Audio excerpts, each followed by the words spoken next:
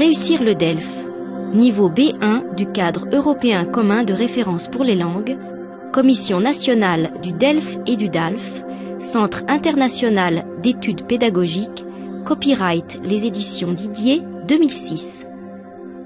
Comprendre un document à caractère informatif. Identifier la nature et la fonction du document. Activité 1. La planète Mars a toujours fasciné les imaginations, sans doute parce qu'elle est celle qui présente les conditions les plus favorables à une éventuelle colonisation humaine. L'homme ira-t-il un jour sur Mars ?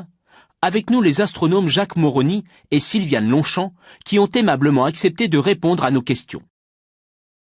2.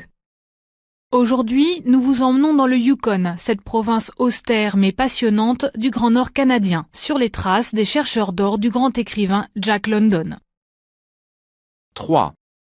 Selon le capitaine de l'équipe de France de football Patrick Vieira, le retour de Zinedine Zidane et de Claude Makélélé renforce les chances des Bleus de se qualifier pour la Coupe du Monde 2006. Ils vont nous apporter toute leur expérience et, je l'espère, nous donner tout ce qui nous a manqué jusqu'à aujourd'hui, a-t-il déclaré dans un entretien à l'équipe. 4. Tout le monde connaît le jardin du Luxembourg, les buttes Chaumont ou le parc Montsouris. Mais il y a à Paris bien d'autres jardins plus discrets et moins fréquentés du grand public. Nous les avons parcourus pour vous et vous allez le voir, on y fait de surprenantes découvertes. 5. Les 2 incendies de Martigues et Istres, dans l'ouest des Bouches-du-Rhône, ont été arrêtés jeudi matin après avoir parcouru près d'une centaine d'hectares.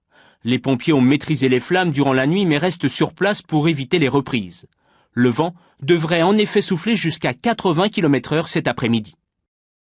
6. Avec son deuxième album, vendu à plus de 20 000 exemplaires, le guitariste Éric Brissot s'est déjà fait un nom sur la scène française. Mais il ne compte pas s'arrêter en si bon chemin et a déjà bien d'autres projets en tête. N'est-ce pas, Éric ? 7.